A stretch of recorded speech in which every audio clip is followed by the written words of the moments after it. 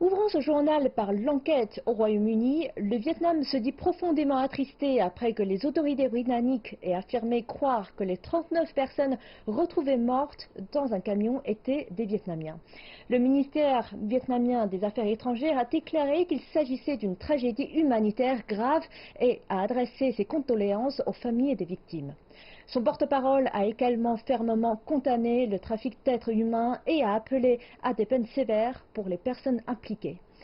Des familles vietnamiennes attendent dans l'angoisse de savoir si leurs proches figuraient parmi les victimes. Au Vietnam, des dizaines de familles sont dans l'inquiétude, craignant que leurs proches ne fassent partie des morts.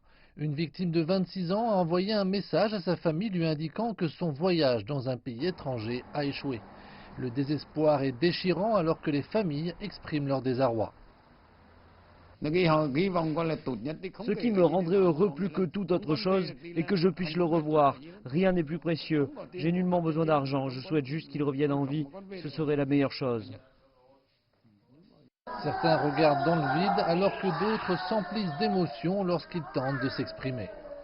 Il y avait 31 hommes et 8 femmes dans le conteneur réfrigéré. La cause exacte de leur décès n'est toujours pas clairement définie.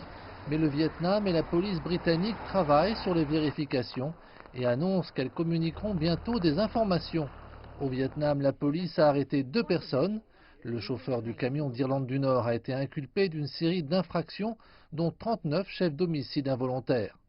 Le Royaume-Uni a également engagé une procédure d'extradition contre Eamon Harrison, âgé de 22 ans, qui a été arrêté à Dublin. La police recherche également 2 frères originaires d'Irlande du Nord. Cette affaire a mis en lumière le commerce illicite qui achemine depuis l'Asie, l'Afrique et le Moyen-Orient les plus pauvres jusque dans des pays riches. Au Vietnam, les perspectives d'emploi médiocres, les catastrophes environnementales et la pression économique sont autant de facteurs qui poussent les gens à partir.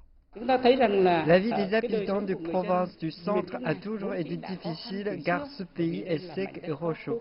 La situation est devenue encore plus tragique après la catastrophe environnementale. Cela a déclenché une vague de personnes fuyant pour émigrer à l'étranger. Nombre de ces familles ont dû payer 25 000 $ aux trafiquants d'êtres humains et certains ont emprunté une énorme somme d'argent pour construire leur maison. Ce sont maintenant des dettes colossales qui pèsent sur des familles qui sont déjà effondrées de chagrin.